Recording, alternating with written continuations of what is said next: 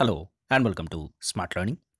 আজকে আমরা ইন্ডিয়ান পলিটির অত্যন্ত গুরুত্বপূর্ণ একটা অধ্যায় সিটিজেনশিপ সিটিজেনশিপ কীভাবে রিভাইজ করতে হবে সেই নিয়ে আলোচনা করব এবং অ্যাজ এ হোল চ্যাপ্টারটা একবার আমরা রিভিউ করে নেব। প্রথমত সিটিজেনশিপ কত নম্বর পার্টে রয়েছে এবং কত থেকে কত নম্বর আর্টিকেলের মধ্যে রয়েছে সেটা সবচেয়ে বেশি গুরুত্বপূর্ণ। তো সিটিজেনশিপ রয়েছে সংবিধানের পার্ট 2-তে। পার্ট 2-তে রয়েছে সিটিজেনশিপ এবং আর্টিকেল নাম্বার 5 থেকে আর্টিকেল নাম্বার 11 পর্যন্ত 5 to 11 সিটিজেনশিপ নিয়ে বলা রয়েছে। তাহলে প্রত্যেকটা আর্টিকেল কি বলছে সে সম্পর্কে আমাদের জানতে হবে বা রিভাইজ করতে হবে। আর্টিকেল 5 কি বলছে? ডোমিসাইল, অর্থাৎ যিনি স্থায়ীভাবে বসবাস করছেন। A person who had his domicile in India and also fulfilled any of the three conditions, that is, if he was born in India, or if either of his parents was born in India, or if he has been ordinarily resident in India for 5 years, immediately before the commencement of the Constitution, became a citizen of India. সুতরাং এখানে ডোমিসাইলের কথা বলা রয়েছে এবং সাধারণভাবে যদি 5 বছরের বেশি তিনি বসবাস করে থাকেন ভারতবর্ষে সংবিধান তৈরি হওয়ার পর থেকে কিন্তু, আর যদি ভারতবর্ষে তিনি জন্মগ্রহণ করেন অথবা তার পিতামাতার মধ্যে কেউ ভারতবর্ষের মধ্যে যদি জন্মগ্রহণ করে থাকেন তাহলে তিনি হবেন ভারতবর্ষের স্থায়ী বাসিন্দা, অর্থাৎ ডোমিসাইল। তো আর্টিকেল 5-এ কিন্তু বলা রয়েছে ডোমিসাইল বিষয়। তাহলে ডোমিসাইল বিষয়টা আসছে আর্টিকেল 5 থেকে। তো এখানে আমরা খুব সহজে মাত্র এই কয়েকটা সেন্টেন্স বা কয়েকটা শব্দ মাধ্যমে কিন্তু আমরা এটা মনে রাখতে পারি। আচ্ছা, এরপর আর্টিকেল 6। আর্টিকেল 6 কি বলছে? Migrated from Pakistan. পাকিস্তান থেকে যারা মাইগ্রেট করে ভারতে আসছেন তারা কিভাবে সিটিজেনশিপ পাবেন বা তাদের সিটিজেনশিপটা কেমন হবে, কি ধরনের হবে, সেটা নিয়ে বলা রয়েছে আর্টিকেল 6-এ।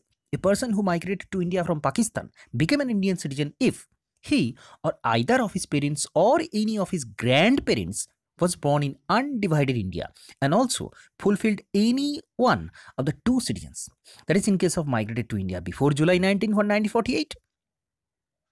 তাহলে 1948-এর জুলাইয়ের আগে যদি এসে থাকেন, he had been ordinary resident in India since the date of his migration, এবং তার মাইগ্রেশনের পর থেকে তিনি কন্টিনিউয়াসলি ভারতবর্ষে আছেন 1948-এর জুলাইয়ের পরে যদি তিনি এসে থাকেন, or in case he migrated to India on or after July 1948 he had been registered as a citizen of India, তাহলে তিনি সিটিজেনশিপ পাচ্ছেন। অর্থাৎ 19 জুলাই 1948-এর যদি আগে এসে থাকেন তাহলে পাচ্ছেন সরাসরি, আর যদি 19 জুলাই 1948-এর পরে আসেন তাহলে তাকে রেজিস্ট্রেশনের মাধ্যমে দেওয়া যেতে পারে। He had been registered as citizen of India but a person could been so registered only if he had been resident in India for 6 months preceding the date of his application for registration. অর্থাৎ এখানে খুব গুরুত্বপূর্ণ বিষয় একটা বলা রয়েছে, একটা timeline দেওয়া রয়েছে।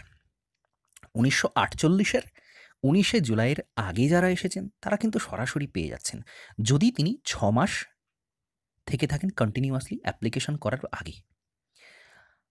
আর 19 জুলাই 1948-এর পরে যারা এসছেন তারাও পাচ্ছেন, তারা রেজিস্ট্রেশনের মাধ্যমে পাচ্ছেন এবং অ্যাপ্লিকেশন তাদের করতে হচ্ছে, তাদের কিন্তু ওই 6 মাস কন্টিনিউয়াসলি ভারতবর্ষে থাকতে হচ্ছে, তবে তারা এগুলো পাচ্ছেন, সিটিজেনশিপ তারা পাচ্ছেন। তো আর্টিকেল 6 মূলত কী নিয়ে কথা বলছে, যেটা আমাদের সবচেয়ে বেশি মনে রাখতে হবে সেটা হচ্ছে পাকিস্তান থেকে যারা ভারতবর্ষে চলে এলেন তাদের কথা বলা রয়েছে আর্টিকেল 6-এ।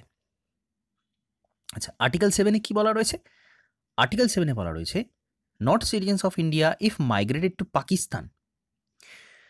তো migrated to Pakistan from India but later return to India, যারা পাকিস্তানে চলে গিয়েছিলেন আবার ফিরে আসছেন তাদের ক্ষেত্রে এই সিটিজেনশিপটা তারা কেমন করে পাবেন সেটা বলা রয়েছে আর্টিকেল 7-এ। একবার গিয়ে আবার ফিরে আসছেন সেটা বলা রয়েছে এবং এখানে একটা ডেট দেওয়া রয়েছে, টাইমলাইন দেওয়া রয়েছে 1 মার্চ 1947। তো এর পূর্বে যদি পাকিস্তানে কেউ চলে গিয়ে থাকেন আবার পরে যিনি চলে আসছেন, he had to be resident in India for 6 month preceding the date of his application for registration. তো তিনিও রেজিস্ট্রেশনের মাধ্যমে পাচ্ছেন। যিনি পাকিস্তানে চলে গিয়েছিলেন, ভারতে আসছেন, তিনিও রেজিস্ট্রেশনের মাধ্যমে পেতে পারছেন। তাকে 6 মাস বসবাস করতে হচ্ছে এবং 1 মার্চ 1947 পরে যারা পাকিস্তান থেকে ভারতে এসেছেন, তো এই বিষয়টা গুরুত্বপূর্ণ। এটা রয়েছে আর্টিকেল 7-এ। তো 5, 6, 7 আমরা দেখলাম। 5 দেখলাম ডোমিসাইল, 6 দেখলাম যারা পাকিস্তান থেকে ভারতে এসেছেন, 7 দেখলাম যারা ভারত থেকে পাকিস্তানে গিয়ে আবার ভারতবর্ষে ফিরে এসেছেন, তাদের ক্ষেত্রে বলা রয়েছে। আচ্ছা, আর্টিকেল 8-এ কি বলা রয়েছে? এখানে যারা ভারতবর্ষের বাইরে অবস্থান করছেন তাদের কথা বলা রয়েছে আর্টিকেল 8-এ। ভারতবর্ষের বাইরে যারা বসবাস করছেন, সিটিজেনশিপ তারা কীভাবে পাবেন সেটা বলা রয়েছে। Resident outside India, a person who or any of his parents or grand parents who has in undivided India, যারা ভারত বিভাগ হওয়ার আগে ভারতবর্ষে ছিলেন, তার পিতামাতা ছিলেন বা তার গ্র্যান্ড পেরেন্ট ছিলেন, but who is ordinary residing outside India shall become an Indian citizen if he has been registered as a citizen of India by the diplomatic or consular representative of India in the country of his residence. তাহলে যিনি ওই দেশে, যে দেশে তিনি বসবাস করছেন, যে বিদেশে বসবাস করছেন, সেখানে ভারতের যে কনসুলার রিপ্রেজেন্টেটিভ আছেন, যিনি অ্যাম্বাসেডর আছেন বা হাই কমিশনার যিনি আছেন, তার কাছে তাকে রেজিস্ট্রেশন করতে হবে, whether before or after the commencement of the constitution, সংবিধান তৈরি হওয়ার আগে বা পরে। Das his provision covers the overseas Indian who May want to acquire Indian citizenship. তাহলে এটা হচ্ছে ওভারসিজ সিটিজেনশিপ, যারা বিদেশে বসবাস করছেন তারা পেতে পারেন। আমাদের মনে রাখতে হবে এই যে আর্টিকেলগুলো, এগুলো কিন্তু একেবারে 26শে জানুয়ারি 1950 যখন সংবিধান রচিত হচ্ছে সেই সময়কালীন সিটিজেনশিপ কীভাবে পাওয়া যাবে সেই সংক্রান্ত বিষয় এখানে বলা রয়েছে। এটা কিন্তু বর্তমান অবস্থা নয় সিটিজেনশিপের, এগুলো মূল আর্টিকেলে রয়েছে, এখনও পর্যন্ত রয়েছে, কিন্তু এখানে সবই যে ডেটগুলো রয়েছে সেগুলো কিন্তু সংবিধান শুরু হওয়ার বা পার্টিশন হওয়ার আগে পরের কিছু দিনের মাত্র ডেট। তো মূল বিষয়টা রয়েছে কিন্তু সিটিজেনশিপ অ্যাক্ট 1955-এ, যেটা বারবার অ্যামেন্ডমেন্ট করা হয়েছে। তো যাই হোক, এই আর্টিকেল 8-এ যেটা অ্যাকচুয়াল বলা রয়েছে সেই বিষয়টা আমাদের তাহলে বুঝতে হবে যে যারা বিদেশে বসবাস করছেন আনডিভাইডেড ইন্ডিয়াতে, তার পিতামাতা বা তার গ্র্যান্ড পেরেন্ট যদি আনডিভাইডেড ইন্ডিয়াতে থেকে থাকেন, বসবাস করে থাকেন আগে, তাহলে তারা পাচ্ছেন সিটিজেনশিপ, তারা পেতে পারেন যদি তিনি যে দেশে এখন বসবাস করছেন সেখানে ভারতের যে রিপ্রেজেন্টেটিভ আছেন তার কাছে রেজিস্ট্রেশন করান। তো এই বিষয়টা আর্টিকেল 8-এ বলা রয়েছে। এরপর আর্টিকেল 9-এ কি বলা রয়েছে? নট সিটিজেন্স অফ ইন্ডিয়া, কারা কারা ভারতের সিটিজেনশিপটা পাচ্ছেন না। No person shall be a citizen of India or be deemed to be citizens of India if he has voluntarily acquired the citizenship of any foreign state. খুব গুরুত্বপূর্ণ article. Article 8 পর্যন্ত এতক্ষণ বলা হলো কিভাবে সিটিজেনশিপ পাওয়া যাবে। আর্টিকেল 9 বলা রয়েছে কি কিভাবে সিটিজেনশিপ হারাতে পারেন, তার একটা বলা রয়েছে কি যদি তিনি স্বেচ্ছায় অন্য দেশের নাগরিকত্ব গ্রহণ করেন, স্বেচ্ছায়, কিন্তু মনে থাকতে হবে ভলেন্টিয়ারিলি, অন্য দেশ যদি তাকে অনারারি তার সিটিজেনশিপ দিয়ে থাকে সেটা কিন্তু নয়, তিনি যদি ভলেন্টিয়ারিলি ওই দেশের সিটিজেনশিপ নিয়ে থাকেন স্বেচ্ছায়, তাহলে কিন্তু তিনি অটোমেটিক্যালি ভারতের আর সিটিজেন থাকছেন না। এটা বলা রয়েছে আর্টিকেল 9-এ, ভেরি ভেরি ইম্পর্টেন্ট। আচ্ছা, আর্টিকেল 10, আর্টিকেল 10-এ কি বলে? Every person who is or is deemed to be a citizen of India shall continue to be such citizen subject to the provisions of any law made by parliament. তো পার্লামেন্টে যে সমস্ত আইনগুলো রয়েছে সেই আইন ভঙ্গ করার কারণে তাকে কিন্তু এই সিটিজেনশিপটা হারাতে হতে পারে। ডিপেন্ড করছে, এরকম নয় যে সমস্ত আইন ভাঙলেই সেক্ষেত্রে তিনি হারাবেন, বা বিষয়টা হচ্ছে বিচার্য বিষয়। পার্লামেন্ট ঠিক করতে পারে কোন কোন আইনের মাধ্যমে, কোন কোন পদ্ধতির মাধ্যমে তিনি সিটিজেনশিপটা হারাবেন, এটা কিন্তু পার্লামেন্টের হাতে তুলে দেওয়া রয়েছে। পার্লামেন্ট এটা আইন তৈরি করতে হবে, যেটা পরবর্তীকালে করেছিল আর্টিকেল সিটিজেনশিপ অ্যাক্ট 1955-এ এটা করেছিল, সেই বিষয়টা এখানে বলা রয়েছে যে পার্লামেন্টের হাতে কিন্তু ক্ষমতা রয়েছে, তারা পার্লামেন্ট নতুন আইন তৈরি করার মাধ্যমে সিটিজেনশিপের বিষয়টা তারা দেখতে পারে। আর্টিকেল 10। আর্টিকেল 11 কি বলছে? Parliament shall have the power to make any provisions with respect to the acquisition and termination of citizens and all other matter relating to citizenship. তো এখানে ওই পার্লামেন্টের স্পেশাল যে পাওয়ারটা দেওয়া রয়েছে পার্লামেন্টকে এই সিটিজেনশিপের বিষয়ে, সেটা আর্টিকেল 11 কিন্তু আরও স্পষ্ট করা রয়েছে। Acquiring citizenship or termination of citizenship, কীভাবে সিটিজেনশিপ পাওয়া যাবে, কীভাবে সিটিজেনশিপ হারাবে, সেই সবটাই কিন্তু এটা বলা রয়েছে। আর কি রয়েছে? All matter related to citizenship.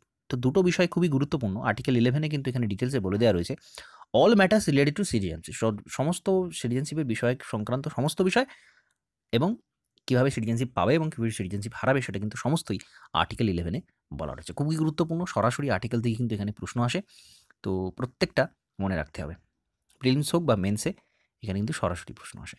এরপর সবচেয়ে বেশি গুরুত্বপূর্ণ যে বিষয়টা সেটা হচ্ছে সিটিজেনশিপ অ্যাক্ট 1955। 1955তে সিটিজেনশিপ, এই যে পার্লামেন্টারি ক্ষমতা দেওয়া রয়েছে, সংবিধানেই দেওয়া রয়েছে, বলা রয়েছে সংবিধানে যে পার্লামেন্ট মনে করলে সিটিজেনশিপের এই সমস্ত আইনগুলো তৈরি করতে পারে। তার পার্লামেন্ট বলতে পারে যে কোনটা সিটিজেনশিপের মধ্যে থাকবে, কোনটা সিটিজেনশিপের মধ্যে থাকবে না।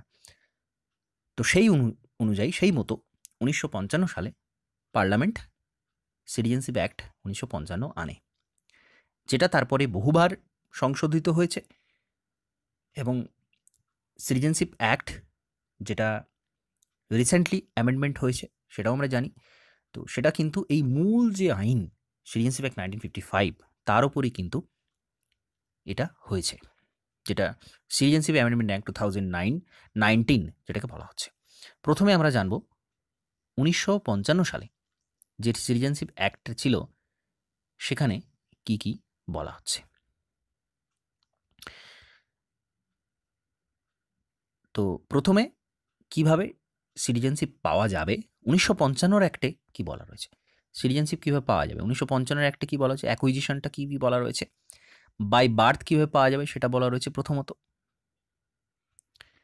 যে সবচেয়ে গুরুত্বপূর্ণ যে ডেটটা সেটা হচ্ছে 1 জুলাই 1987।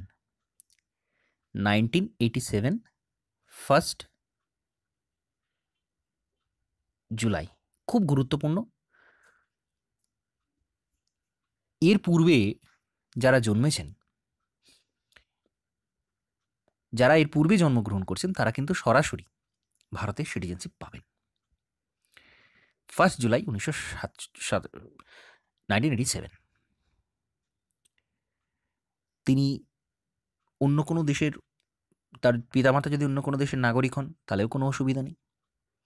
বাই বার্থ তিনি যদি এই দেশে জন্মগ্রহণ করে থাকেন তাহলে 1 জুলাই 1987 পূর্বে তিনি যদি এই দেশে জন্মগ্রহণ করে থাকেন, তার পিতামাতার যে দেশেরই মানুষ হন না কেন, তিনি এই দেশের নাগরিক হিসেবে পরিচিত হবেন।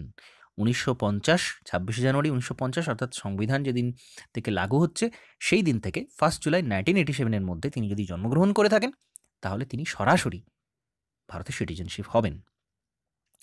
আচ্ছা, এরপর যে নেক্সট গুরুত্বপূর্ণ ডেটটা সেটা হচ্ছে 3 ডিসেম্বর 2004। 3 ডিসেম্বর 2004 এর মধ্যে তিনি যদি জন্মগ্রহণ করে থাকেন, অর্থাৎ 1987 এরপরে যদি জন্মগ্রহণ করে থাকেন তাহলে কি হবে, যদি তার পিতা বা মাতার মধ্যে কেউ একজন ভারতের সিটিজেনশিপ হন তাহলে কিন্তু তিনি সিটিজেনশিপ পাবেন, যদি 3 ডিসেম্বর 2004 আগে এবং 1987 1 জুলাই এরপরে জন্মগ্রহণ করে থাকেন। আর 2004 3 ডিসেম্বর এরপরে যারা জন্মগ্রহণ করছেন তাদের ক্ষেত্রে কি হবে, তাদের পিতামাতাকে দুজনকেই কিন্তু ভারতের নাগরিক হতে হবে, অথবা কোনো একজনকে ভারতের নাগরিক এবং অন্য একজন অবশ্যই ইল্লিগাল মাইগ্রেন্ট হবেন না, তখন কিন্তু এই সিটিজেনশিপটা তারা পেতে পারেন। আর এখানে একটা কথা গুরুত্বপূর্ণ সেটা হচ্ছে বিদেশি যে সমস্ত বিদেশের অন্য দেশের যারা ডিপ্লোম্যাটিক পার্সন রয়েছেন, এখানে অ্যাম্বাসেডার হোক বা হাই কমিশনার হোক, যারা এই দেশে রয়েছেন বিদেশের মানুষ, তাদের যে সন্তান সন্ততি তারা যদি এখানে জন্মগ্রহণ করে, তারা কিন্তু বাই বার্থ সিটিজেনশিপ পাবেন না। তাহলে বার্থ হলো, এবার হচ্ছে ডিসেন্ট।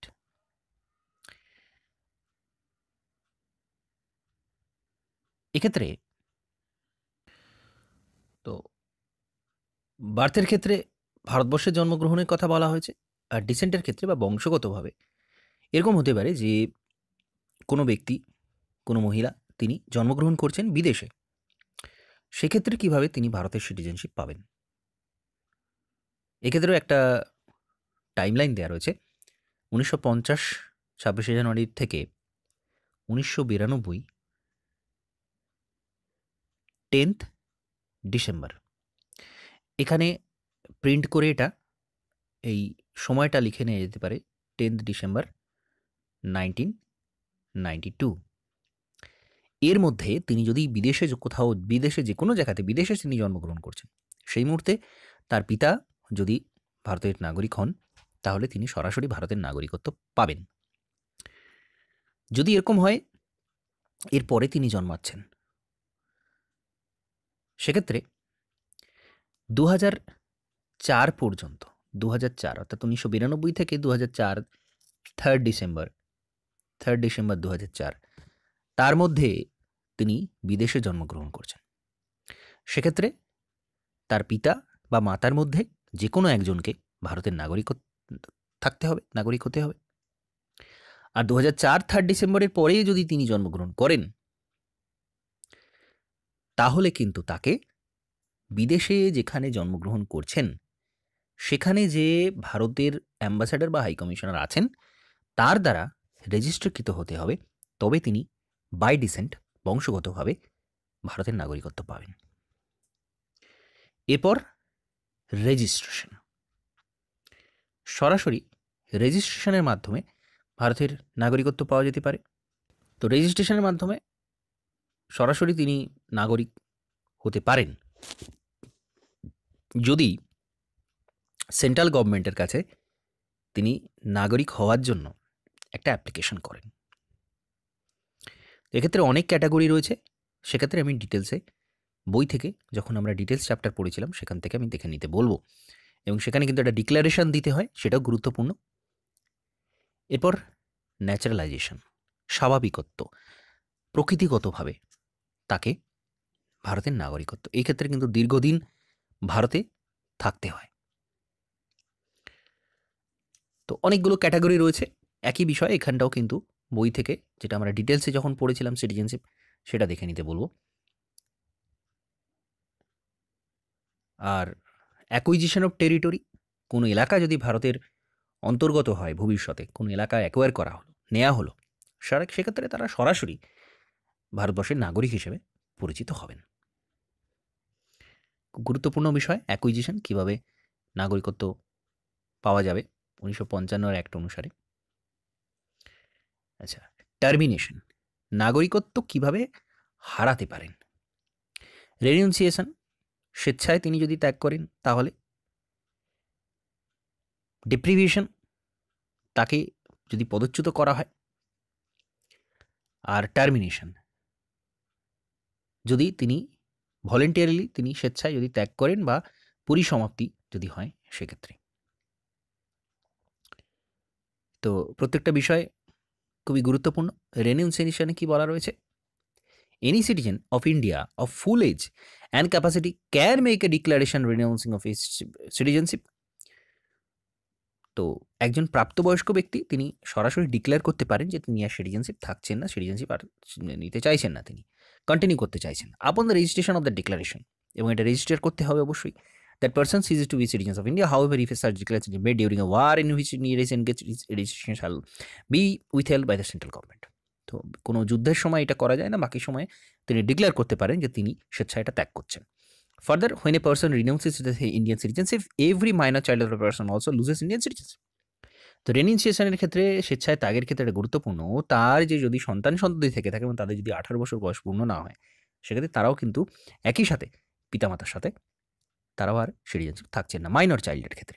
আর মেজর চাইল্ডের ক্ষেত্রে বা এরা যখন বড় হচ্ছে, সেক্ষেত্রে সেক্ষেত্রে তারা কিন্তু আবার অ্যাপ্লাই করতে পারেন। তো যাই হোক, স্বেচ্ছায় ত্যাগের ক্ষেত্রে এটা বলা রয়েছে। আর টার্মিনেশনের ক্ষেত্রে ভলেন্টিয়ারলি যদি তিনি অন্য দেশের সিটিজেনশিপ নেন, সেক্ষেত্রে এটা হবে। আবার এটা যুদ্ধের ক্ষেত্রে কিন্তু এটা একইভাবে নেওয়া হয় না বা ধরা হয় না। নেক্সট, পদচ্যুতি। এক্ষেত্রে তাকে যদি সরাসরি চ্যুত করা হয়, অর্থাৎ সিটিজেনশিপ আর না রাখা হয় সেন্ট্রাল গভর্নমেন্ট দ্বারা, সেক্ষেত্রে বলা যায় তিনি যদি এই ফ্রড রেজিস্ট্রেশন করেন, তিনি যদি অসৎ উপায় অবলম্বন করে এটা করে থাকেন, রেজিস্ট্রেশন করে থাকেন, সেক্ষেত্রে যদি সংবিধানের প্রতি আনুগত্য না দেখান, অসম্মান প্রদর্শন করেন সংবিধানের প্রতি,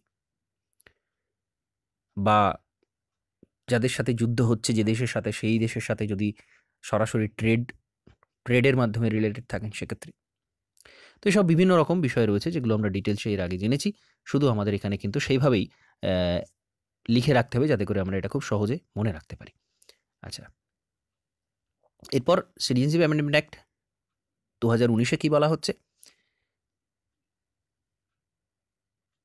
রিফিউজিস অফ 6 কমিউনিটিস, যারা রিফিউজি রয়েছেন 6টা কমিউনিটি বলা রয়েছে, তারা যদি 5 বছর ভারতে থেকে থাকেন বিগত সময় ধরে, তারা ভারতের নাগরিকত্ব পাবেন। তো এই বিষয়টা এখানে বলা রয়েছে, যেটা সিটিজেনশিপ অ্যামেন্ডমেন্ট 2019 তৈরি হয়েছে এবং যেটা কন্ট্রোভার্সিয়াল।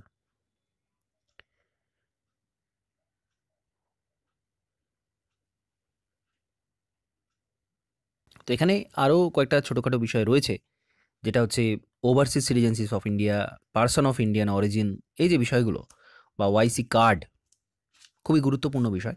তো এগুলো আমরা ডিটেলসে যখন পড়েছি সেখান থেকে আমি দেখে নিতে বলবো। যদি সম্ভব হয় এটা অন্য পেজে একটু, যদি প্রয়োজন হয় তাহলে কিছু ওটা লিখে নেওয়া যেতে পারে ছোট করে, যে রিভাইজ করার জন্য। তো এই অংশটা এখানে কমপ্লিট করছি। যে কোনো অধ্যায় আমরা কিন্তু এভাবেই মাইন্ড ম্যাপের মাধ্যমে তৈরি করব মনে রাখার জন্য, যাতে করে খুব সহজে রিভাইজ করে নেওয়া যেতে পারে। তো এখানে যেগুলো যদি সম্ভব হয় এটা প্রিন্ট করে বা নিজের মতো করে তৈরি করে এখানে ওই ডেট আর টাইম যেগুলো, সেগুলো অ্যাড করে নিলে ভালো হয় নিজের সুবিধা মতো, বা অন্য কোনো ইনফরমেশান যদি মনে হয় যে অ্যাড করার প্রয়োজন আছে, সেক্ষেত্রে অ্যাড করে নেওয়া যেতে পারে। তো এই অংশটা এখানে শেষ করছি। নমস্কার, ধন্যবাদ।